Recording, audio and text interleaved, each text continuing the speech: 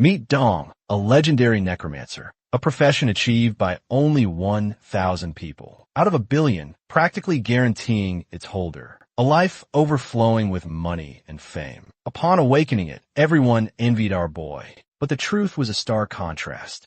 Dong was cursed, only able to summon E-rank skeletons. He could be a one-man army, but only within E-rank or weaker dungeons. Despite being a necromancer, his life remained utterly pathetic.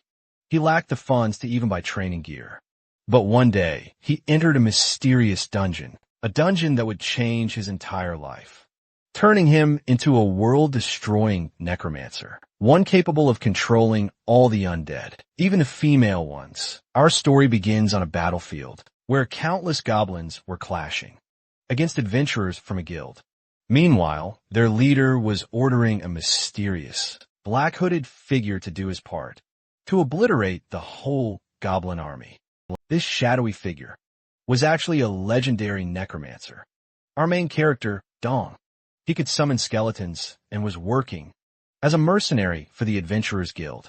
Suddenly, his staff began to glow, and multiple skeletons emerged from the ground, wielding multiple weapons, from swords and spears to long-range archers. The skeletons instantly clashed with the goblins and swiftly turned the tide of the battle. The adventurers themselves were shocked to realize their team leader had a necromancer who wielded such an ultimate ability. But one mystery remained. Why was a legendary profession like this doing in an E-rank dungeon? Because everyone knew that once someone awakened the necromancer profession, they instantly became a top-tier ranker and joined the highest-paying guilds. But the team didn't care at all. Because they were winning, they began thanking their leader for finding such a valuable asset. But our boy, Dong, was hearing everything and grew sad because to him, this was nothing more than a curse. Even among 7.9 billion people, only 1,000 individuals held such a rare profession. For our boy, however, things were completely different. His skeletons were cursed, and he was nothing but a defective. Even when every adventurer in the guild seemed to envy him, he knew the harsh truth. He should be the one envying them instead. Because even though he was a necromancer who could command the souls of the dead and wield terrifying specters and toxins to subdue his enemies, everything was still utterly useless. He could only summon E-rank skeletons, after all. All this began roughly 10 years ago, when everyone gained unique abilities. Some received such terrifying powers that they completely changed the world by defeating the monster invasions. The scene shifts, and we see that an entire army of goblins has been obliterated. Dong returned to the guild office, informing the manager about everything. He finally took his pay and started heading off, cursing the world around him. He lamented that if he was going to get powers, they should at least be something useful. Even as a necromancer, all Dong earned from today's raid was a mere 40,000. Meanwhile, his peers and other necromancers were actually earning millions. But still, as this was the only thing our boy could do, he couldn't give it up even if he wanted to. But it was as if Dong's luck was in the complete dumps. He started hearing news from a big bulletin board. One of his peers was now a Dark Lord, who had conquered the Moon Canyon dungeon. He became a ranker in just 3 years, after awakening, which was proof of how ridiculous the necromancer's powers were. But as Dong looked at the screen, his whole reason to live life was vanishing.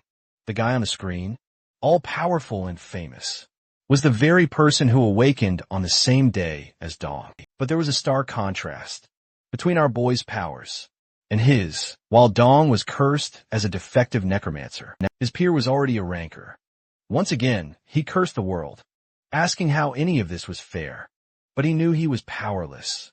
So he headed to the training grounds, dead set on leveling up. He began summoning multiple skeletons, ordering them to emerge. We learned that he can only summon 10 skeletons at a time. There was no point in naming them when they were just weak skeletons. But since they had different weapons, it was easy to distinguish them at first. He warmed up all the skeletons, and they began training against multiple targets, like trees and dummies. They trained relentlessly through the entire night, without producing many results. But Dong knew he couldn't stop. Because the skeletons he initially summoned could barely take down a single goblin, but now they could handle 3 on their own. Every time Dong summoned his skeletons, the same ones reappeared. So gathering experience was crucial. But this was their limit, and no matter how hard Dong pushed their training, they didn't get any stronger. Dong regretted his pitiful life, but he still had no other choice. But what he didn't know was that his luck had already plummeted to hell as a filthy monster watched him from behind, ready to hunt its unsuspecting prey. As the creature emerged from the bushes, Dong realized it was a giant orc. An orc who found a human sitting in a training ground, alone. This monstrous orc had such a dominating aura that even all these skeletons were having their stats reduced by 20% at a time when the skeletons were only E-ranked. This was the absolute worst that could happen. But if Dong didn't do something, he would definitely become orc food. But still, Dong wondered what an orc was doing in the human world, because it meant that a dungeon break had happened nearby, and all the monsters from within must have spilled out into the real world. But Dong's thoughts were suddenly cut short by the orc, who was ready to strike him down with its huge axe. Our boy immediately summoned a skeleton, ordering it to stop the orc in its tracks. But these weak, fragile creatures couldn't even defend themselves, getting utterly dematerialized and sent back to the summoning void in just one blow. Dong had no choice but to just run away. But as the master had already ordered his skeletons to save him, he saw that an archer skeleton was actually trying to deal with the orc from long range. Dong was relieved by this, because no matter how pathetic his actual life was, he still wanted to live. He immediately checked his mana and learned that he could summon 7 more skeletons. He ordered the first 2 skeletons once again, telling them to tank the orc, while the third archer attacked from a distance. But the orc was a truly dangerous creature, slamming into the skeleton with one heavy blow, breaking it clean in 2. Our boy was powerless to stop it, trying to hold off the orc for the entire night. And so, the next day dawned. Even Dong couldn't tell how much time had truly passed, but he knew he couldn't stop, or he'd become orc food. Meanwhile, even the system was mocking him, telling him if he had exhausted all his energy, he should recover and take a rest. But in front of an orc, taking a rest means rest in peace once and for all. Only 3 skeletons remained, still desperately fighting for our boy. But the orc started to growl, and Dong was so scared he nearly soiled himself. But before his miserable life could end, a golden alert popped up telling Dong that he had fulfilled a mysterious condition. The system then revealed that he had fulfilled a hidden condition, which was to summon E-ranked skeletons 10,000 times. And because of it, the system granted our boy a level up, boosting the rank of his unique ability and upgrading his skeletons from E to D rank. But Dong didn't have time to read everything, though. He just skipped every single notification. He realized he could now summon D-ranked skeletons. Meanwhile, he started cursing the system for taking so long to finish its announcements, because he was fighting for his life right now. Even the system understood what Dong needed and instantly restored his energy. Now he could finally summon his D-ranked skeletons with his mana replenished. Bone 1, 2, and 3 were back in action once again. This time, they fought head-to-head with the orc. The skeleton's power was completely different than before, and the primary weapons were assigned to the 2 new skeletons, giving them a shiny shield and a mage's staff. Dong was on cloud 9, realizing that now. They wielded much more powerful weapons than before. They could hold off against the orc pretty easily now. With the 5 skeletons Dong had summoned, it was starting to look like a proper party of adventurers. They easily attacked and somehow dealt damage to the orc. Even then, the monster thought it could overpower the skeletons, slamming its axe onto the meat shield.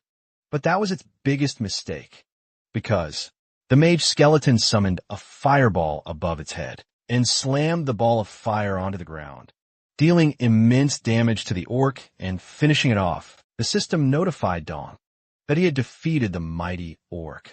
and gained a lot of experience from it. Our boy couldn't believe that the life he thought was going to end was actually spared, and he even defeated a strong orc. He'd formed a proper party. Dong guessed that maybe there was still a point to his life, a chance for survival. Dong got back to his house, eating some ramen and reading his status window. He realized his ability had the potential to grow. Even more, he was happy he was finally getting the results for all the effort he put in. Now he wondered what would happen next, once he reached C rank. But he knew that to make this happen, he had to go back to basics and train his skeletons even harder. He pondered what his skeletons would truly be capable of. Perhaps spamming multiple blizzard storms, or transforming into a sword or spear master. With these thoughts, Dong drifted off to sleep and arrived at the adventurer's office the next day. But something fell off. He spotted a C-ranked official sitting in the main chair. Having a C rank in such a small guild was highly unusual. Just then, the manager emerged from behind, chuckling as he greeted Dong, telling him something incredible had happened within the guild. It was truly unbelievable. The manager settled into his own chair as he began explaining about the Blue Guild, founded by the renowned Parang. It was one of the most famous guilds in the world, established by the prestigious ranker, Parang, who was a master marksman. This elite guild had sent a request to their small one to head into a newly opened dungeon. And get this, they're offering 10 times the usual pay, even for the porters. Given Dong's low level, the manager stressed that this was an incredible opportunity for him to earn some serious cash, because the Blue Guild was even accepting year ranks. If our boy passed on this opportunity, he would have needed over a month to earn the entire amount he stood to gain today. Dong was definitely intrigued. The manager then continued to explain that it was a newly discovered dungeon right in their locality, and it was proving quite tough.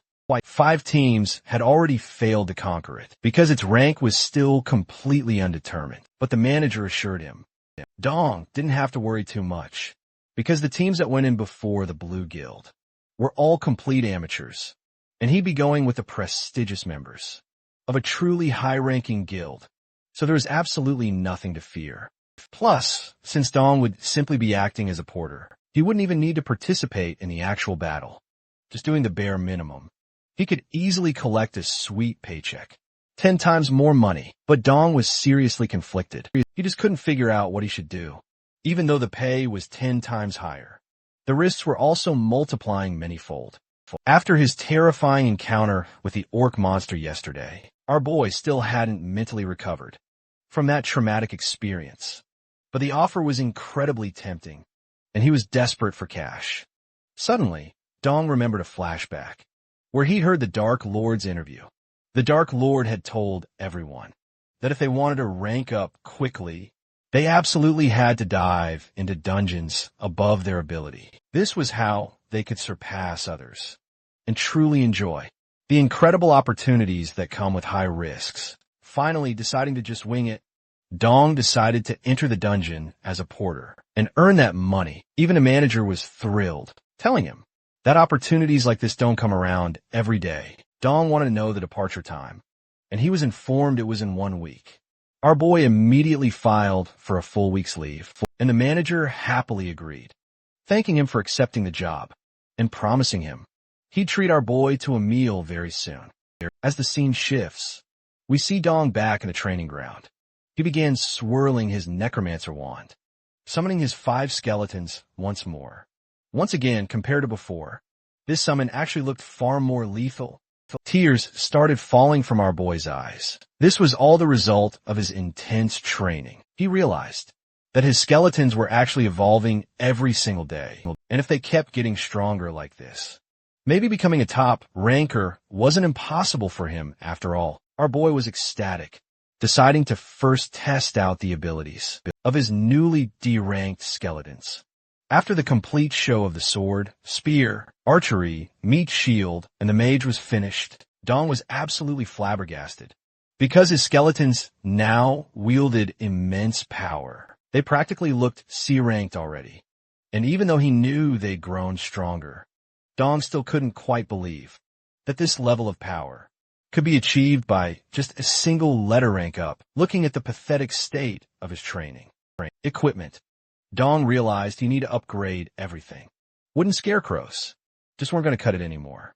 Our boy instantly started tearing up, realizing he'd have to spend even more money before earning a single penny. But on the bright side, at least he was getting stronger. However, another huge problem still persisted. Even with his skeletons getting incredibly powerful, Dong himself was still a liability. He didn't have any abilities he could use on himself.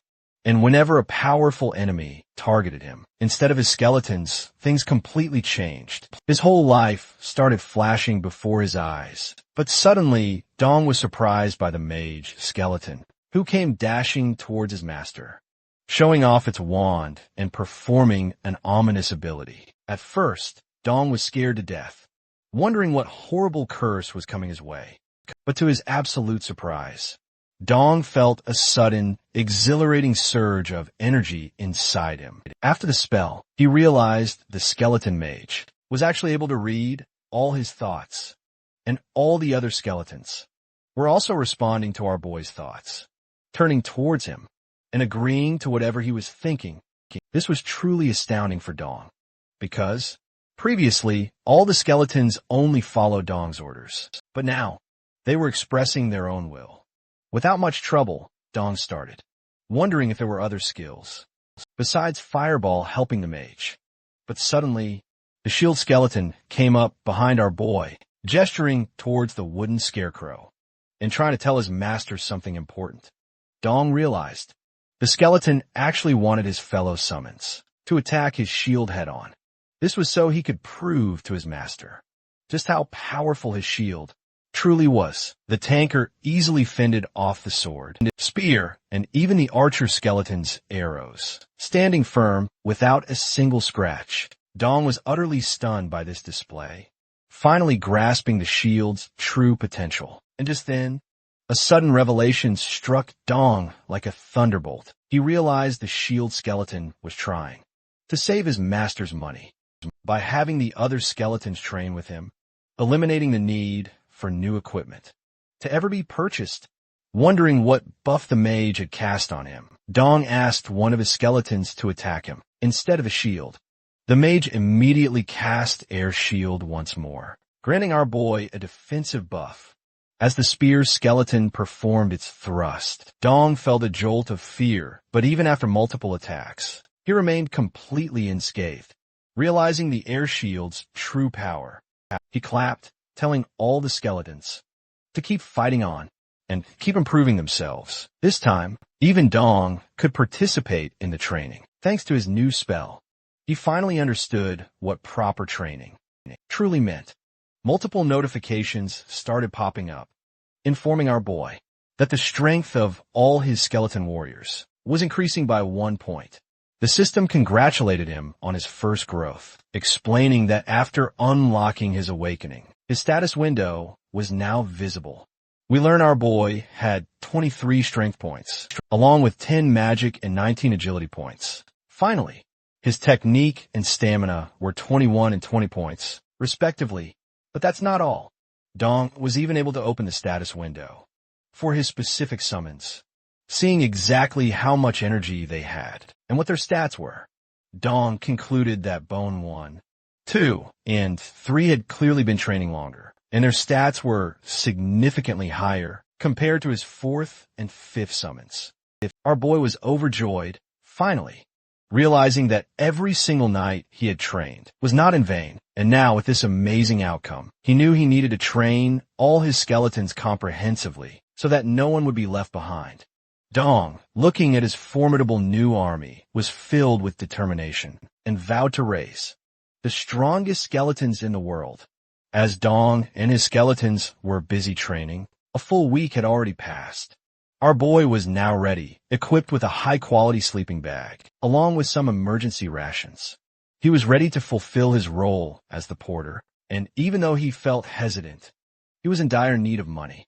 An announcer from the prestigious Blue Guild called out to all the other adventurers who were joining them, telling them to gather and follow all instructions, because they were about to enter the dungeon together. Roughly 200 meters ahead, Dong could clearly see the dungeon's aura emanating from within. This feeling was as nerve-wracking as taking an exam for the very first time, and even the aura seeping from the portal felt like it was radiating from a truly difficult place. It was common knowledge to everyone that the darker the color around the portal's hollow was, the more difficult or complex the dungeon would be. But the adventurers confidently assured themselves that, as they were with the prestigious Blue Guild, there was nothing that could possibly go wrong. And whatever happened, they just have to pour out some goods, and then enjoy some hot soup and alcohol. Even Dong knew that people equated safety with being hired by a major guild. But still, a dungeon was as creepy as anything could be, and countless hunters, even from reputable guilds, could go missing without any information about them. For years, Dong was familiar with the sacrifices and deaths that were always hidden from normal people, always kept behind the glamorous spotlight of the rankers. But even so, Dong absolutely had to enter this dungeon and stake his very life on the line. Only then could he grow even stronger. But then Dong heard a sweet, yet mysterious voice asking him who he was. But as he turned around, he couldn't see anyone or anything there. Puzzled by the mysterious voice, he suddenly heard it again.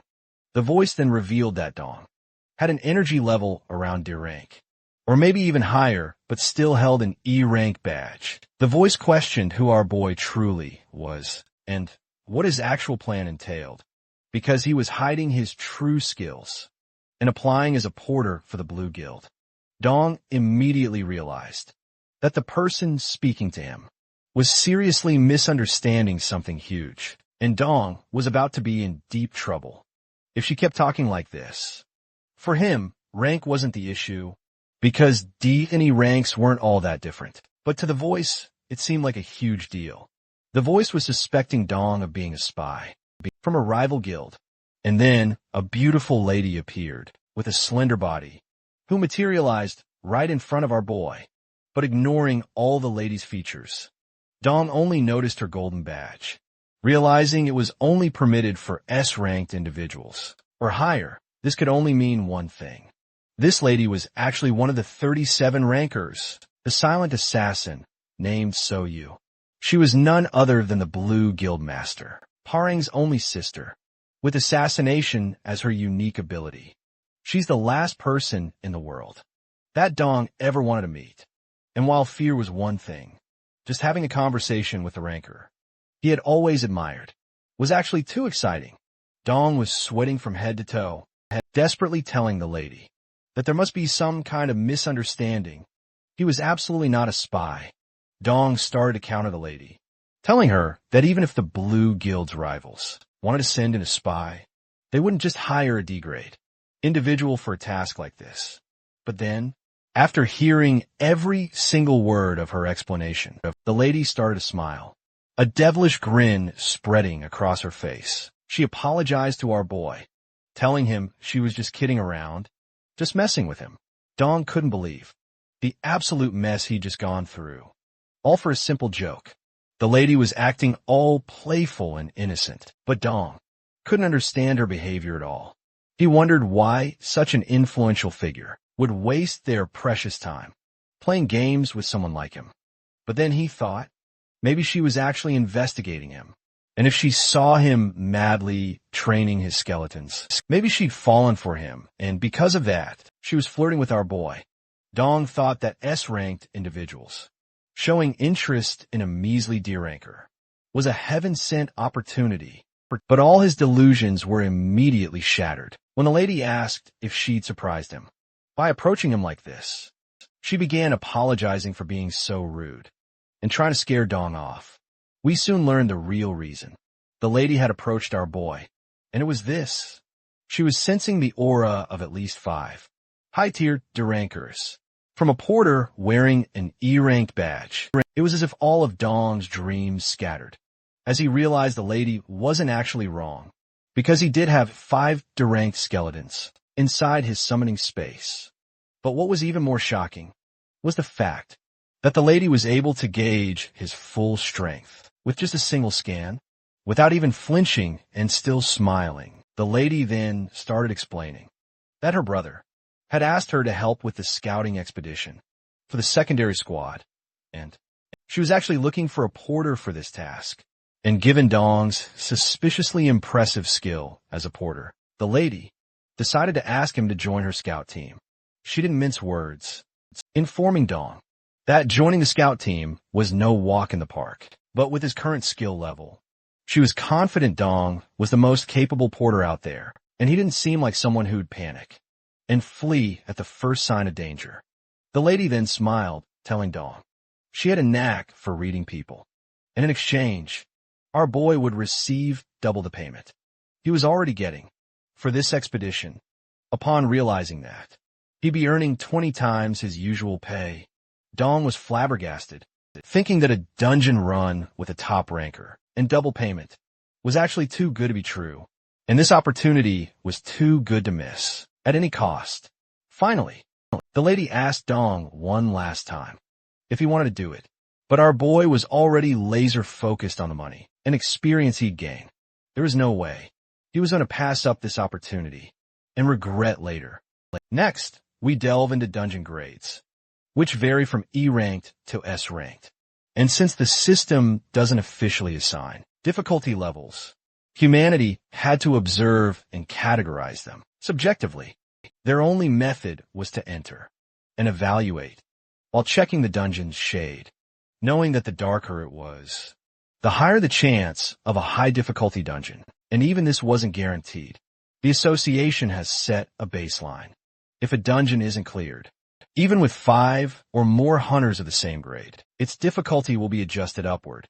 Ultimately, this method was incredibly reckless, inevitably requiring sacrifices in the unranked dungeon. The very place Dong was entering right then was precisely that kind of place. It hadn't gathered enough data to be ranked yet, since guilds couldn't just recklessly send in their main forces. A scouting team had to go in first, and thanks to this, Dong would get an early look at the dungeon, compared to the other mercenaries. Finally, a notification appeared before a hero, telling him that he had successfully entered the dungeon. It was a narrow, winding cave. Our boy was fortunate enough that luminous pearls inside the cave were making the place visible. And even though these pearls would fetch a decent price, Dong was too scared to even touch them, because monsters might ambush them, and he'd end up dead. But despite this high difficulty, everyone on the scout team seemed pretty relaxed, and Dong thought maybe, since these members were A-ranked, that's why they were so chill.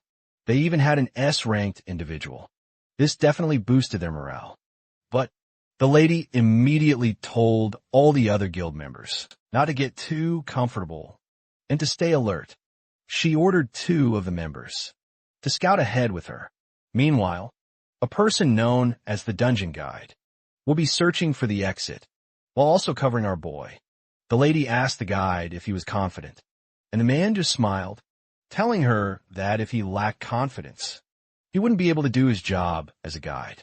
It was a unique alias given to him, because he was exceptional at finding dungeon paths. Finally, after assigning everyone their roles, the lady started moving, and the guide wanted the porter to stay nervous at all times because there was something really off about this dungeon, and the lady wasn't wrong when she told everyone to stay on edge, because this place was unusually quiet, and its structure was surprisingly simple, that the exit shouldn't have been far at all. Yet despite this, all the people who entered before had vanished, and even in a narrow cave like this, there should have been at least faint vibrations or echoes, if any life existed within. But there wasn't even a trace of a single low-level monster. If this was actually the case, the guide, shockingly, told Dong that maybe there was a hidden gimmick somewhere inside the dungeon. Our boy was shocked to see that the guide had figured out this much information before even exploring, but the guide credited all his experience from dungeon exploration. Finally, the guide ordered our boy to follow him and do as he was told, finding the exit first. Even though they were going in the opposite direction of the other team, they could guess it must be fine. But as they moved away from the others, Dong started to feel that something was off. Even the guide was sensing something ominous, wondering why there were no traps or any hints on how to clear the dungeon. He asked our boy if he was also feeling heavier, just like him, and Dong replied that he was getting goosebumps, and it felt truly ominous to him. This was new for even the guide, and he had never felt anything like this. Even when he faced a high-level ranker, it always felt like something absurdly powerful was nearby, near our boy, and the guide immediately told him to summon his skeletons, so that if things went south, Dong would actually be able to protect himself. Agreeing with the guide, Dong immediately summoned all 5 of his skeletons, getting ready to fight anything that came his way. But the guide was shocked to learn that this necromancer could only summon skeletons. But just then, this comedic moment ended, because an ominous aura started suppressing everyone present in the area. The guide struggled just to stay on his feet. He somehow managed to tell Dong that they needed to walk a little farther to reach an open space up ahead. But our boy couldn't grasp how simply being in an open space would solve this crushing problem. Unlike the A-level guide, Dong wasn't prepared. The oppressive aura was already paralyzing him, to the point where he couldn't even open his mouth or move his eyes. But somehow, his skeleton started to help our boy think it would be fine. But as soon as the skeleton deployed its air shield, the spell was instantly crushed by the immense pressure, failing to protect its master for even a second. And just as the sword skeleton began to materialize, it was obliterated, getting crushed. The moment it was summoned from the summoning space, Dong was trapped in a dilemma, unable to move and wondering what to do. He saw that the guide was somehow able to move despite the pressure. But for Dong, it was utterly impossible. The dungeon was already shady enough, but with a ranker finding it nerve-wracking, Dong realized this must be a super high difficulty dungeon. But no matter what, our boy wanted to survive. He forgot about being a ranker or achieving anything else in life. Survival was all that mattered to him in that moment. In that moment, he leaned on all his skeletons, who were still uncrushed, and started walking with all his might, somehow countering the pressure. Taking one step at a time, he was determined to save himself no matter what. Finally, a notification popped up. After 15 minutes of continuous torture, he had reached the stage of the bitter, white-haired old man. Even though our boy couldn't understand what it meant, he was happy that for now, he was safe and had survived the mysterious aura. The system began explaining the mission to our boy, telling him a man was so consumed by regret that frost had settled upon his hair, and he was looking like an old man. And for passing the dungeon, individuals would have to enter the room and defeat the resenting man. Dong realized that the white-haired man behind the door was actually the boss of the dungeon. But suddenly someone from the previous adventure group told Dong that the boss was not actually a monster, but a human instead. Dong was shocked by listening to a stranger's voice, turning around and looking at 3 people who were almost starving to death. They were happy that finally, hunters have actually arrived and have brought back up. They started consoling themselves, looking at the badge of the guide, thinking that a rank, hunters would be able to get them out, no matter what, and in the eyes of these people, there was also a legendary necromancer present with his summons, so it would be really effortless for them to be rescued by this team. They immediately started pleading to the guide, asking him to get them out of there. But before that, the stomach of everyone was clearly growling and rumbling. After days of not eating, their throats were so dry that it was hurting from every word that they were letting out of their mouth. Finally, the guide decided to distribute the emergency rations for now, and Dong started giving the supplies to the people, wondering about how they were also at the open space. But then our boy guessed that maybe the situation which happened to him happened to the previous adventurers too. And as dungeons are cruel, maybe there was some kind of a trickery inside of it. The men started drinking the water and eating a bit of delicious chocolates, thanking Dong and the guide for saving them. But it doesn't matter to our boy, because he was constantly thinking that maybe, if he would have not shown some courage, he would have already been dead by the pressure of the aura. The guide was telling everyone to slow down and explain to them about what was happening. The group leader then began to speak on everyone's behalf, explaining to them both that he was a B-rank hunter among the survivors, and the dungeon they were currently trapped in was nothing short of a literal hell, even though the leader had been working for the Hunter Association for quite some time. He'd never encountered a dungeon this dangerous, with absolutely no exits from the starting point, no matter which way they went. It always led back to one massive, closed door. Behind that door, an ominous boss waited. As soon as anyone approached the door, an oppressive aura would begin to crush them, making the surroundings unbearable. People couldn't even stand, let alone escape. In the end, the only thing left to do was to go through that door and challenge the boss. But even the conditions for challenging this boss were completely ridiculous. Even the guide and our boy wanted to know how they were supposed to deal with the white-haired old man. But the leader warned them he was an insane boss, and there was no beating him. All the D-rankers, C-rankers, and B-rankers who'd come to this place were no better than infants in front of him. But with an A-ranker now present, the leader thought perhaps things might be different this time. Their eyes began to glimmer as they asked the guide if he could truly save them all. But Dong had a truly valid question this time, asking the leader how everyone was still alive, if the boss was this overwhelmingly strong. The man began to explain that the boss inside the gate doesn't actually kill people. He simply accepts their challenge and then administers some kind of trial. But the trial was so rigorous that it becomes excruciatingly painful and humiliating in every conceivable way for all the adventurers. Finally, when people threw in the towel, the old man clicked his tongue, declaring that the one before him simply wasn't the right material. He then unceremoniously tossed them out, urging them to challenge him once more. Dong had never heard of a boss that didn't kill its challengers, and he wondered what kind of dungeon this truly was. But something was even more startling than their previous conversation. The man clearly had white hair and looked exactly like a human. If this were true, it would mark the first time in history that a dungeon boss turned out to be human instead of a monster. But regardless, Dong knew they had to find the exit. To do that, they needed to open the door and complete their mission. But for that, Dong questioned if he could truly trust the guide, a specialized hunter who had far less combat experience than actual high-ranked hunters. Dong was still mulling over his next move. But just then, Soyu's soft voice echoed through the chamber, asking Dong and the guide what they were doing in that spot. As the scene shifts, we see Dong and the guide had fully explained the situation to them. A lady decided they might as well head through the door, because, judging by their aura, the survivors Dong found were indeed real, not doppelgangers or traps. Even as the aura grew more intense, the lady refused to just sit around and wait for her demise. She had a mission to complete, and people to save.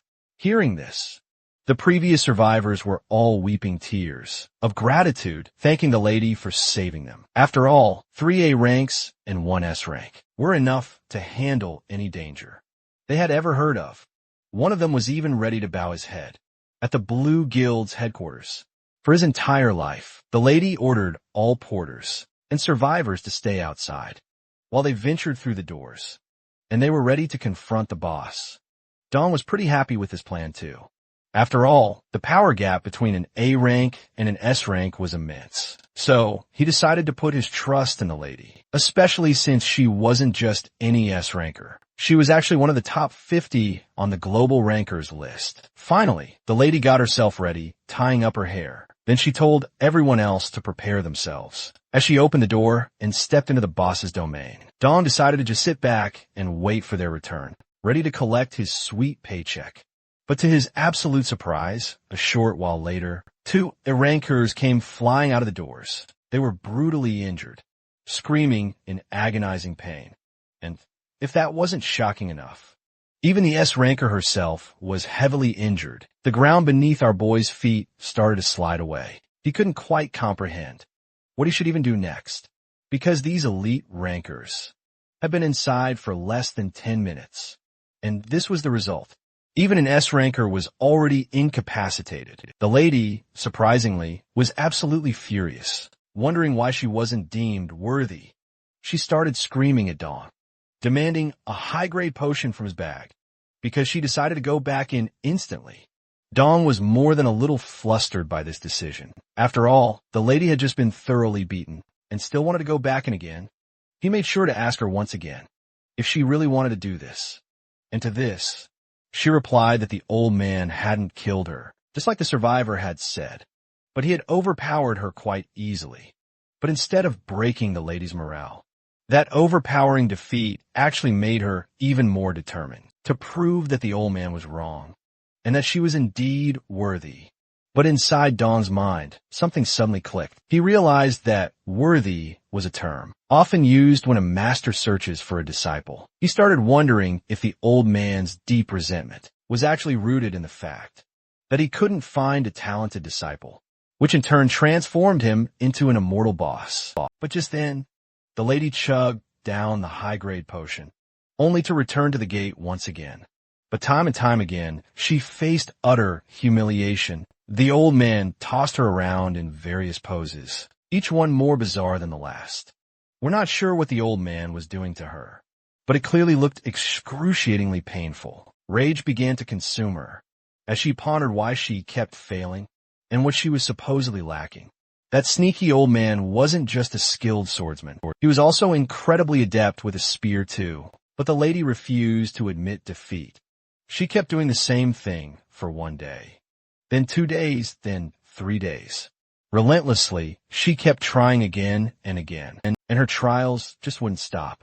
However, she was gathering an immense amount of information about the mysterious old man, even discovering he could use magic too. She truly wondered who the hell designed this dungeon. But Dong was carefully listening to everything, thinking that in this dire situation, even if the guild founder came to rescue the lady, it still wouldn't help. Because from everything the lady had gone through, Dong realized the old man wouldn't be defeated, not even with 5 or 10 S-rankers. Finally, the lady calmed herself down, admitting the undeniable fact that the old man was incredibly strong. But she was determined that as long as she was alive, she would keep trying endlessly.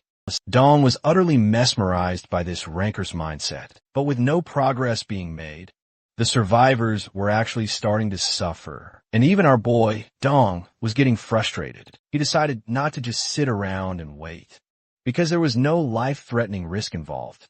Dong realized that no matter how many times the rankers got in, they had all entered the door and come back out, except for our boy himself.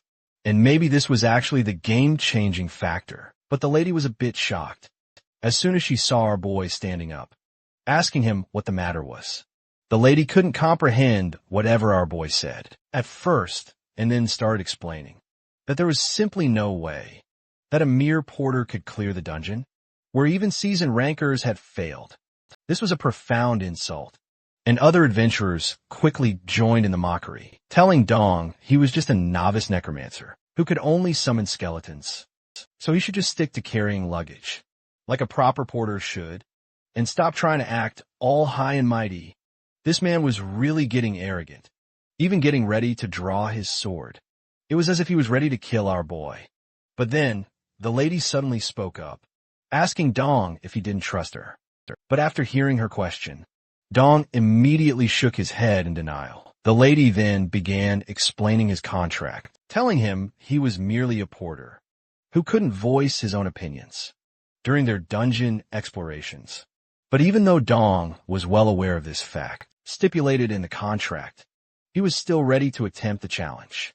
Because according to the survivors, the old man was looking for someone with potential, and perhaps his resentment was actually not being able to find the proper disciple and raise him. And potential just meant potential, not a finished product.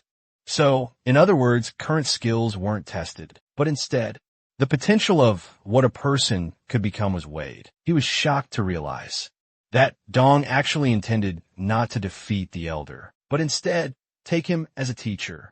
And our boy broke into a smile, telling the lady that maybe this was the hidden clear condition all along, because he had already seen dungeons that didn't require killing the boss, and had alternative methods to achieve a clear. But still, the lady was offended, thinking that Dong was telling her that his potential was actually greater than hers. Another man from the team realized the situation was getting tense, but Dong was trying to solve it calmly, telling the lady that it was unlikely the case. But as our boy wasn't denying it, the lady was coming closer and closer to him, leaving him utterly flustered and speechless. Dong quickly caught on, realizing he needed to change the subject ASAP. He then told the lady that, since everyone else had experienced pain, and he hadn't, he felt utterly disconnected. It was like being ostracized. Besides, the lady was just taking a break anyway, so there was no harm in trying this out and satisfying his burning curiosity. Finally, a faint smile graced the lady's lips as she looked at our boy's face, telling him he had finally shown his true colors. Confused about what the lady meant, Dong urged her to explain, and so she began to speak, saying that Dong was clearly scheming for something and coveting the dungeon's rewards. Perhaps he was hoping to stumble upon some fortunate event during the dungeon clear, something that would heavily benefit him. Dong was absolutely shocked to see that he had been completely figured out by this beautiful lady, wondering if she was an S, ranker, or a fortune teller. But COU wasn't going to fight anymore, telling Dong to go ahead and try whatever he wanted because there really was no other choice. Even she could use a short break. But the lady warned our boy he only had one shot. The emergency rations were running low, and the rescue team wasn't coming, which meant they'd have to clear this dungeon fast, or things would truly escalate for the worse. But Dong was overjoyed just by getting even one chance, thanking the lady again and again, and making a determined face. He went near the door and opened it for the first time. Finally, the system announced that our boy had entered the stage, where the elder was burdened by resentment, and his grief ran so deep that frost was forming on his white hair. To clear the dungeon, he would have to defeat the elder. But as Dong stepped inside, he couldn't see a single thing. Yet the same ominous aura permeated the room, forcing him down and making him kneel to the floor. Dong glimpsed the silhouette of an old man, who was clearly displeased that weaklings like the lady kept appearing, and now an even more pathetic individual had dared to enter this place. The old man wouldn't even deign to glance at our boy, deciding to swiftly toss him out. But just then, Dong felt a sudden, powerful urge to live. A golden notification popped up, informing him he had encountered the memory of the cursed undead. An exclusive, hidden condition for the cursed necromancer was now complete, even though Dong couldn't understand any of it. The system began an information dump.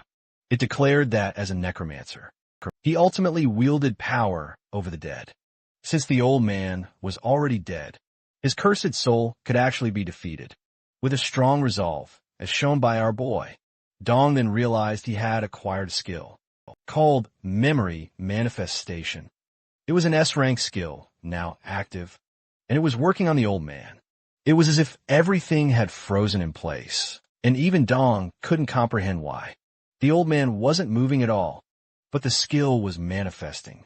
The memory of the cursed undead, who was a master of all arts. Dong then began transporting to a different place. As soon as he opened his eyes, Dong was shocked to see it was suddenly snowing. An old man walked through the snow, lamenting that he couldn't find any suitable candidate for himself, leaving all his vast knowledge for himself. Felt like an utter waste. After starving for so long to achieve mastery, the man was heartbroken that he couldn't pass it down. But just then, Dong looked around and realized this world wasn't the one he came from. He realized alternate worlds truly exist, and dungeons emerged from them. But then his head was suddenly spinning out of control, and he was overcome by immense pain and agony. He realized these were the elder's very own emotions and memories. Through these memories, our protagonist discovered that the old man was indeed a supreme master of countless, diverse art forms. He was a sportsman, a spearman, an assassin, an archer, a mage, a buffer, and even a healer. But the old man grasped the ultimate truth, that if one could skillfully manipulate energy, then all arts would begin to converge into one, forging the individual into a true, unparalleled master. Dong's heart ached slightly, realizing that even this master of all arts couldn't halt the relentless march of aging. But even then, the old man refused to surrender. He refused to die, not with the crushing regret of failing to pass his mastery to a worthy disciple. But what could he do? He had no other choice. The world he inhabited lacked anyone with a talent comparable to his. And now, the dream of a one-to-one legacy seemed like mere greed. The old man cried heavily. His tears fell, silent, onto the snow, as he was ready to even sell his very soul, if it meant this one thing, that he would leave behind the entirety of his martial arts, that he had painstakingly practiced over the years. At last, the old man's arduous life came to an end, and with it, the memory manifestation technique concluded. Dong almost wept at the old man's profound misery, but suddenly he was violently transported back to the boss domain, instantly realizing that he was still under the immense pressure of the ominous. Meanwhile, the master of all arts was keenly observing him, and Dong felt a surge of happiness, even as he struggled to breathe, because he was witnessing a glimmer of hope, which had suddenly appeared before his very eyes. The old man, it seemed, wanted to speak with our boy, who was peering deep into his soul with such an intriguing gaze. The master of all arts was now truly taking an interest in our protagonist, and Dong started mentally thanking the old man, realizing that, indeed, if the elder was truly seeking a worthy disciple, and if our boy could inherit his immense power and boundless knowledge, then he would truly become the most powerful of them all. But this master of all arts had grown utterly bored. He told our boy he was nothing special, even going as far as to call him inadequate. But Dong wasn't about to give up that easily. He told the old man plainly that if he kept rejecting everyone who came to him, he would remain haunted forever and just become a resentful spirit, one that would never fulfill its true purpose. Even the world would remember him as nothing but a stubborn specter, blinded by his pride, refusing to teach anyone. But the old man was absolutely livid. After hearing such insolent words from a mere child standing before him, according to him, this simply wasn't possible, because he had generously left everyone who had come to defeat him alive, even when they were mere ants before him.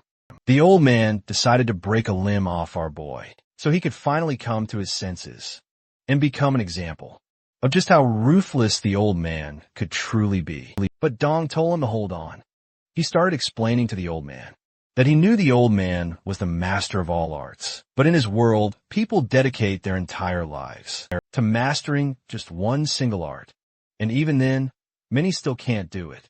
But the old man wasn't ready to digest this harsh truth, telling Dong that the world was vast, and another genius like him had to be somewhere else. But Dong gave him the ultimate reality check, that the woman who came earlier for the fight was one of the strongest in the whole entire world. But this was utterly unbelievable for the old man. The ultimate dream, which our boy had been chasing for so long, was nothing compared to what the old man wanted.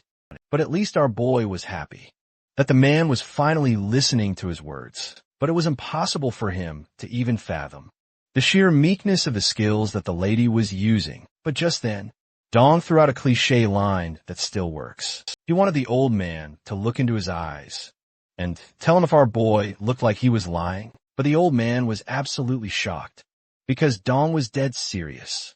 Finally, he got straight to the point. He asked the elder to take him on as a disciple. Our hero wanted the old man to pass on his powers onto him. But in the old man's eyes, this was pure insolence. He'd rather instruct trash than Dong himself. But our protagonist wasn't finished yet. He just asked the old man to hear him out. According to his ingenious plan, he wasn't asking the elder to teach him personally, but instead, he started summoning all 10 skeletons he could summon. He then asked the elder to take a good look at them and their potential. The old man then realized that, even though these skeletons were merely D-level, they held limitless potential within them. not bound by the limits of any mortal. And if that potential was actually real, each one of them would possess a unique ability, and teaching them individually would be even easier for the elder, without mixing all the arts together from the start. And as the old man desired a one-to-one legacy, he still wouldn't have to worry, because even though the skeletons were numerous, the one who would summon them would actually be Dong himself. So this martial art wouldn't go to any other hand. Without his explicit permission, the old man started scanning the skeletons one by one, realizing they had the resilience of never feeling pain and the courage of those who knew no fear. He started laughing manically, unable to process this curious turn of events, because he had been searching for a mortal body to be his disciple. But the actual potential was inside the undead. He realized that all the summons were incredible warriors when they were alive. But now, even in death, they held unlimited potential. Even though teaching more than one disciple wasn't in his plans, the old man thought that maybe he would actually have to compromise and bend his principles for a bit.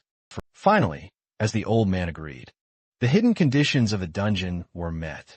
All the ominous aura suddenly started disappearing. Finally, we get to see the old man's full face, and he began to smile, telling Dong that he will trust our boy and his determination, but in exchange of that, Dong will have to promise the old man that, no matter the trial, he will inherit everything that the old man has, and then leave a mark of the great existence that the elder had onto his world. But Dong was as resilient as ever, seeing this curious turn of events as a lifetime opportunity, which he will not miss at any cost. The man started smiling, while finally leaving the dungeon, and a notification popped up that Dong had cleared the stage of the elder. Burdened by resentment as the scene shifts, we see that Dong started waking up inside a hospital, where he heard the same soft voice, but this time it was a bit harsh. At first, Dong was not able to recognize the lady, but then he realized that it was none other than Soyu. As our boy was awake, the lady introduced herself once again, and we come to know that she was the Vice Guild, master of the Blue Guild, and was also known as the Dark Emperor by many. But still, our boy already knew everything about her, and just wanted to know about why. Both the lady and he were in a hospital room together. He remembers that he had lost consciousness right after clearing the dungeon. But what happened after that was a complete blank slate. The lady started sighing, not able to believe that the Dong dealt with someone who was impossible to defeat. She had never imagined, even in her wildest dream, that a porter would be able to clear the dungeon. The lady's sharp eyes were hurting Dong like crazy, as he wondered about why she kept on looking at him like that. But the lady was not stopping, continuously threatening our boy from her killing gaze. Dong wanted to switch the topic, asking the lady about why someone as high-ranking as the Vice Guild, master of a major guild, was visiting a lowly porter like him. But the lady just explained that she wanted to know from our boy about what the dungeon's reward truly was, and if he was truly acknowledged as worthy by the old man, becoming his disciple. However, Dong understood this was a perfectly reasonable question coming from the lady. After all, he had stolen such a massive opportunity from her. Dong thought perhaps, if the lady wasn't so kind-hearted, our boy would already be dead for stealing such an opportunity. But his train of thought was immediately interrupted by the lady, who wondered what the porter was thinking so deeply about. Dong immediately shifted the topic, asking the Dark Emperor what kind of news coverage the dungeon expedition had received, and the lady explained that he wouldn't have to worry too much for now, because the guild had officially reported that the advance team had successfully cleared the dungeon and had also signed confidentiality agreements, forbidden to speak about what truly happened inside. Dong was relieved that no one knew that a D-ranked individual cleared the dungeon, and thanked the lady for her consideration, because according to him, his safety came first, then the boasting. But the lady immediately shattered his delusion, telling Dong that it was also a matter of pride for the Blue Guild, and they couldn't let the news spread that when an S-ranked individual was present on the scene, the dungeon was actually cleared by an E-ranked person, and even a porter at that. Dong realized then that, since the guild was completely embarrassed, they decided to keep this reality a secret. He then shifted the topic and asked the lady how long he'd been unconscious for. He was informed that he'd been unconscious since the day they exited the dungeon, and 3 whole days had passed since then. Dong was a bit down because, even though he'd gained an incredible opportunity, a big thank you to the lady, talking openly about the rewards would be dangerous for him. So, he decided to tell her. He didn't fully grasp what had just happened, and still hadn't figured out what the reward truly was. He asked the lady to talk to him later, when our boy would actually be able to answer her questions and explain everything that had happened. Our boy even managed to flirt with the lady, telling her there was simply no way anyone could escape the beautiful gaze of the Dark Emperor. The lady blushed a little, but quickly hid it from her face, agreeing to visit Dong once again when he was truly ready to talk. Finally, after the lady left the hospital, Dong felt a massive weight lift from his head. It had truly been a roller coaster ride for him. Waking up after 3 years, meeting a ranker, then entering a bizarre dungeon, and gaining S-rank skills. Plus, he realized that if he wasn't careful, from that moment on, he could end up on bad terms with the Blue Guild. That would certainly not be a good thing for our boy. But suddenly, a notification popped up, telling Dong to check the rewards he'd earned for clearing the dungeon. Dong suddenly realized he had passed out. Before he could even check his own rewards, he immediately started surfing through his status window, learning that his energy had permanently increased by 20 points, and he had also acquired a skill named Teaching of All Arts. The man started laughing at the incredible progress he had made, finally realizing why all experienced hunters were obsessed with high-level dungeons. Even though he didn't know when his memory reconstruction skill would be used once again, he thought it would come in handy again someday and switch to the Teaching of All Arts technique. We then get a description that tells our boy he can expend 20 energy to summon the transcendent master of all arts for a limited 60 minutes, and this summoned individual cannot exert any physical force on the world. Instead, he can only share his vast knowledge. The skill's cooldown would be a full 24 hours, and only the user can perceive the master himself. Realizing he had to test this out, Dong immediately sprang from the hospital, training bag in hand, and headed straight to the training ground. And finally, activating his Teaching of All Martial Arts skill, a shimmering blue portal began materializing before him, and in just a few heartbeats, the elder was summoned right before his eyes. He smiled, seemingly delighted to have been summoned by his disciple. But this, of course, was all a show, designed to make our boy let his guard down. Because the moment Dong did just that, the teacher started smacking him upside the head, calling him an insolent whelp. Even though Dong had promised to inherit everything from the old man, he had still only summoned him after 3 days. The elder demanded to know what Dong had been doing all this time, but amidst the excruciating pain he was experiencing, he couldn't even reply properly. And the teacher kept on roasting our boy, telling him that with this level of laziness, he could never even touch the tip of his expertise. Finally, Dong managed to speak, telling his master that he'd called him right after. He woke up, but then Dong realized a huge fact. How was the old man able to continuously smack him? Well, he couldn't physically affect the world they were in, but the elder was also a psychic, reading the boy's thoughts in an instant, telling him he was still incredibly naive. The elder began explaining that both Dong and he were spiritually connected, and due to that, the old man could keep beating our boy as much as he liked. But now that he'd summoned the elder, they should begin because there was no time to waste, and he only had 60 minutes to train. Getting ready, Dong started taking out his staff to summon his skeletons, but the elder immediately told him not to, because there was no need. According to the elder, even before lessons began, they'd first decide what to teach Dong himself. That's because the elder had already assessed the potential of the 10 minions our boy had summoned, But the real problem lay with Dong himself. Dong was absolutely flabbergasted hearing these words come from the old man's mouth. Wondering if he was planning to teach our boy too, the elder then asked Dong if he knew why the man was called the master of all arts. He started explaining, without waiting for an answer, that he had mastered countless skills and techniques, enough to earn that very title. And yet Dong was only expecting him to merely pass down 10 of those techniques. In reality, the evil old man let out a devilish laugh while telling Dong that besides the 10 techniques, the skeletons would learn. Dong would have to keep practicing the hundreds of others. Only then could he truly become stronger. But right now, Dong was in a great dilemma, completely unable to believe that the master was going to teach him too, because just in their previous encounter, the old man had told him his talent was complete garbage. But the elder wasn't about to listen. He screamed at Dong, telling him that he would inherit all his skills. No matter what, even if it took an eternity, he shouldn't worry, because according to the old man, turning complete trash into something akin to a genius could also be considered a form of art. And fortunately for the old man, he could even physically influence Dong to train him.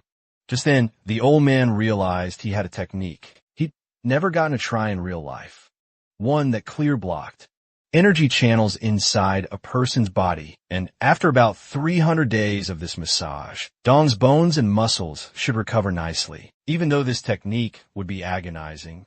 But judging how stubborn Dong actually was, the old man was utterly confident he'd be perfectly fine. Meanwhile, our boy was on the verge of fainting, not able to grasp the concept of why the old man was treating his body as his own. But even then, even though our boy told the master he wasn't mentally ready for such torture, the elder immediately silenced him, calling him a fool and asking if he had any idea how many people back in his world would have killed to receive this grand technique, known as the universal supreme art. But Dong was utterly shocked once again, wondering why, if the old man possessed such a great technique, he hadn't used it sooner, when it could turn actual trash into complete geniuses. But the old man was able to sense everything that our boy was thinking, telling him that this grand technique comes at the cost of his very life force. So, when he was alive, he never considered improving a disciple's potential at the cost of getting himself completely dissolved into nothingness. And now that he was already a spirit, he doesn't care how he uses the technique anymore, because the concept of life force is completely finished for him. Dong wasn't easily convinced by this convenient reasoning, wondering why the old man hadn't used this technique on the challengers who fought him before. But in reply, our boy didn't get any words, but a punch instead.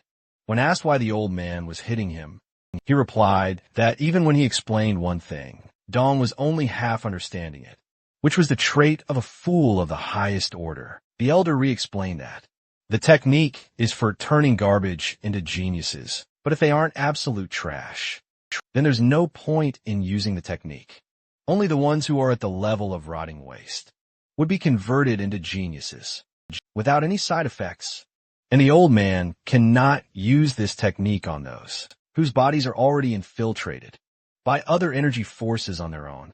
And this was the crucial factor in selecting our boy for this technique, because even with his weak body, he hadn't been tainted by any other energy until now. And even though Dong could summon multiple skeletons, it hadn't altered his own physical form. But this technique also carried a significant risk, because a naturally gifted individual is always superior to a created one. Even though Dong wasn't feeling particularly optimistic, after hearing these words from the old man, he was thrilled that he could become stronger in one way or another. And if this technique benefited both him and his skeletons, then it was actually a win-win situation. The old man began to smile after hearing every single thought inside Dong's head, asking him if he was ready. And even Dong, trying to muster his enthusiasm, replied with a resounding yes to his master. But as the scene dramatically shifts, We see our boy already screaming like crazy as he was drowned in waves of pain and agony, telling the master, "It really hurts so much." But the old man told Dong to stop his whining because the actual massage hadn't even started yet. For our boy to truly become stronger, he would have to endure this intense pain, which was inflicted upon him, even though it wasn't even the beginning. Yet, somehow, our boy was able to endure the first session, and even the old man was impressed by his sheer resilience. But now he decided to speed things up so he could finish the massage properly. But Dong was just thinking of surviving this session with all his might, knowing that he would have to endure like crazy. And even in the process, Dong achieved the pain resilience skill, which was a C-rank skill and could grow even further after 30 minutes of relentlessly banging his back in the name of a massage. The old man finally informed our boy that the technique finally ended there and that he had endured well. Even though he was a complete trash, he was being acknowledged by the master for having an incredible knack for enduring. As long as he craved strength and was willing to endure hardship, there was always a path forward. Meanwhile, our boy Dong just desperately wanted this session to be over. But just when he thought it was over, the teacher dropped a bombshell. He still had 30 minutes left in his slot, and all the other skeletons were also patiently waiting for their turn. So now it was their turn to feel the agony too. Finally, the old man's masterclass was about to begin, and he launched into his explanation that the very foundation of all professions was physical strength. However, for the undead, these creatures could develop strength without even having any muscles at all.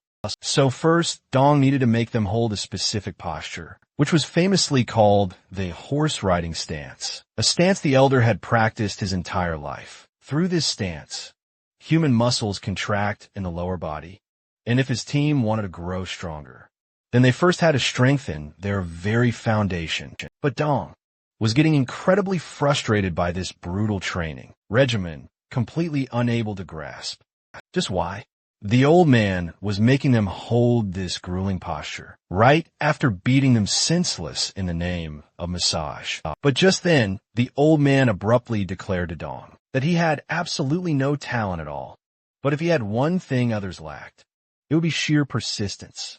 And it's simple logic that the master, who had summoned these undead creatures, should always be stronger than them to properly control them, and even Dong knew this, and that's precisely why he was enduring everything the old man was ordering him to do, even though his muscles were already torn to shreds and couldn't even begin to recover. But Dong was still unable to find the true purpose of this rigorous training, convinced it was just plain physical abuse.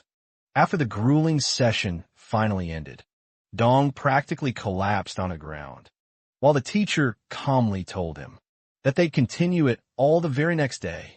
But our boy's homework was to keep up the strength training the old man had taught him and perform it every single morning. Otherwise, he shouldn't dare summon the old man again or prepare for his complete obliteration. After that not-so-subtle threat to our boy, the mysterious man began to fade away, while the art of training skill was set on cooldown, ready for reuse after 24 hours. As his skeleton summons reached their master, Dong ordered one of them to carry him on its back, because our boy couldn't even stand properly, let alone walk for even a second.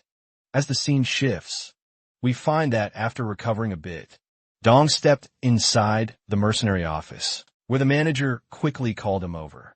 We see the two dungeon survivors were present, right there in the office, and the manager introduced them to our boy.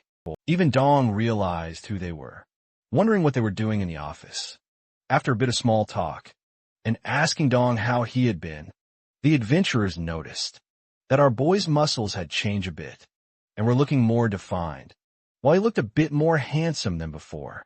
Dong started blushing, thinking that just after one session, the results were already so imminent, and he'd already built some muscles to flex.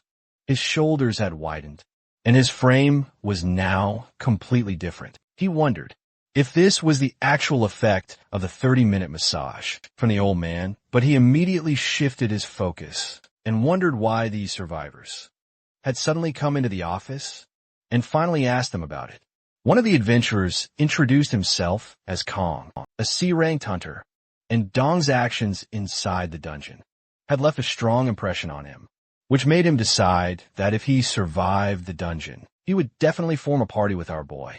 But as Dong had to keep everything a secret, he told everyone in front of his manager that he was just an E-ranked necromancer mercenary, but the leader of the survival group. He got straight to the point of his visit to the office, telling Dong about a new dungeon that had just appeared nearby, an AC-ranked one, and to clear it, the leader was eager to recruit our boy because he'd heard that Dong was in a financial bind and was taking any job he could get. But this news shocked our boy, as his financial situation was only known to the manager, who had, once again, sold Dong out just to secure the job. Realizing the beans had already been spilled, Dong calmed down, admitting to the leader it was true, that he needed money. Hearing this, Kong began to explain that the dungeon they were targeting was a tricky one, even among AC-ranked dungeons, but it was still worth a shot. And if luck was on their side, their rewards could be incredibly generous.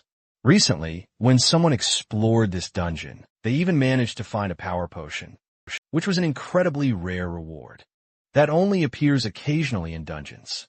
And this potion could show improvement, even in cases of incurable curses or diseases. Kong, pleased, asked Dong what he thought of the offer. And since he'd be participating as a full member, not just a porter, he wouldn't get some measly payment.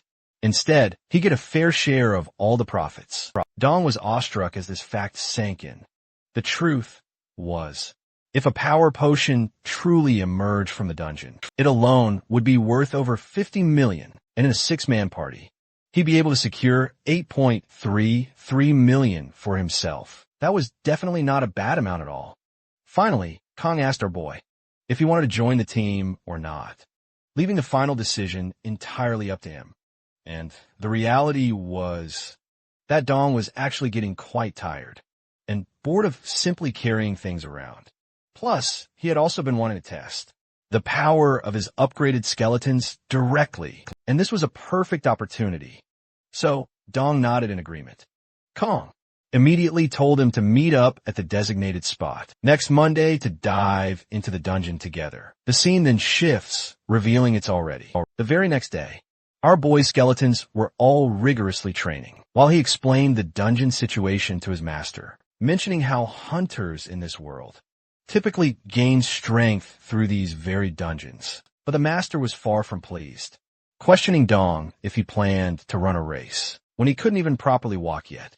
However, Dong's perspective was also valid. No matter how much of a rookie he might be, he still needed to make a living and earn money to support himself.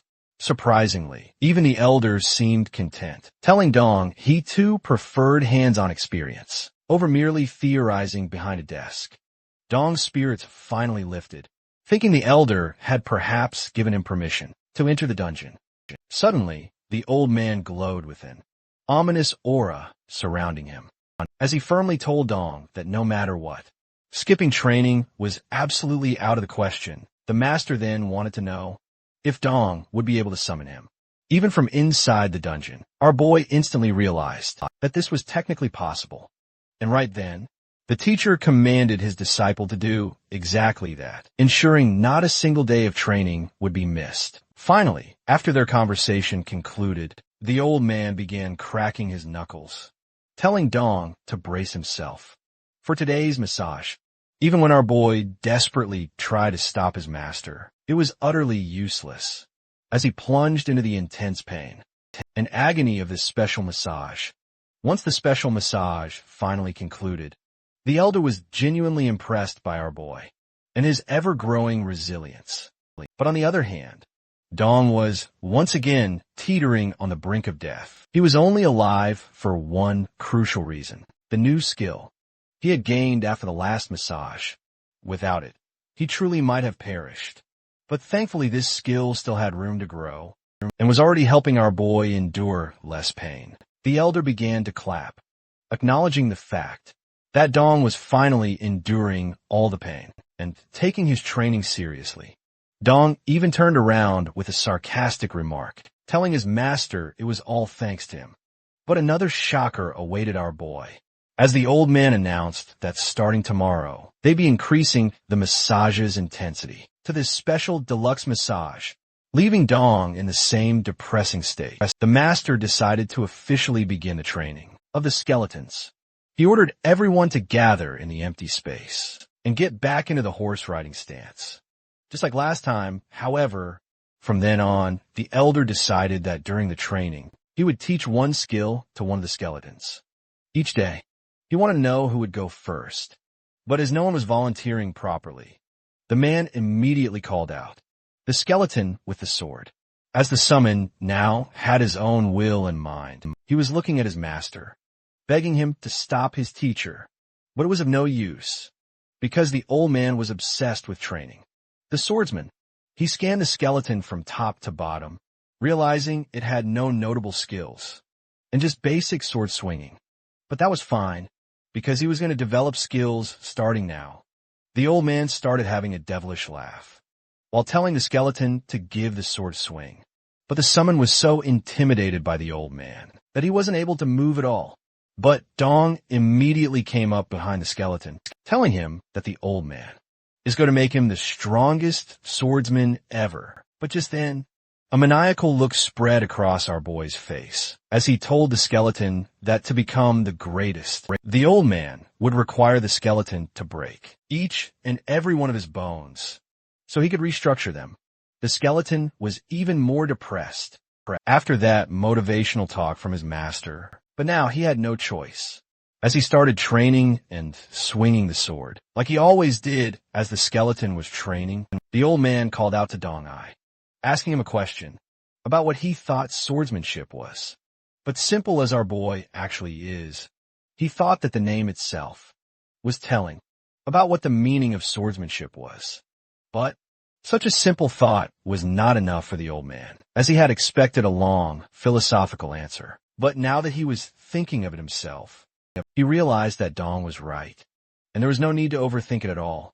Swordsmanship was indeed the skill of handling a sword, but at first, they were going to start with a measly stick from the ground, and the old man told him to pick it up. As Dong was bending down onto the ground to pick the log up, he realized that the elder does not want to just train lifeless skeletons, but instead, he wanted to pass down all his art to Dong as well. Realizing he was having a great opportunity, right now, Dong grabbed the stick onto his hand, maintaining the horse stance position. The old man told him to grab the stick in a way that feels the most comfortable to him, without much overthinking. And Dong did just what the elder said. Finally, it was time for him to swing the makeshift sword with all his might. But suddenly, he saw that, even after swinging it wrong for multiple times, the elder was actually happy, telling Dong that he had done it well. But even Dong was not able to understand about how these half-assed swings were actually good. But just then, the master started explaining and told Dong to look at his grip. Dong noticed about how his thumb was balancing the stick, while the other 4 fingers were gripping it tightly, and he was having the most comfortable swinging posture as he swung his sword in the most natural and familiar way possible, even without a single lesson from the old man. Underlying it all was the very essence of the swing, honed through all his life experiences. This meant Dong had just poured his entire life's wisdom into that single swing. The old man then moved to another question without giving Dong time to process what had just transpired. He asked our boy if any sword swing, imbued with extra power and speed, would truly be impactful. But this question simply bounced right off our boy's head, leaving him utterly dumbfounded. The old man was growing a bit frustrated, explaining that any swing, executed with power and speed, becomes powerful. This was a fundamental law of the world and universe that never changes. With this, Dong's mind raced with countless ideas until finally a brilliant one struck him. He realized the old man was trying to tell him to create his own unique swing and then imbue it with the strength and speed he himself cultivates. Since the old man could actually hear all our boy's thoughts, He was pleased his disciple was finally catching on. The old man's final question to our boy was, did he know what happens when a swing that feels most natural and comfortable to an individual is repeated tens of thousands or even millions of times, perfecting it?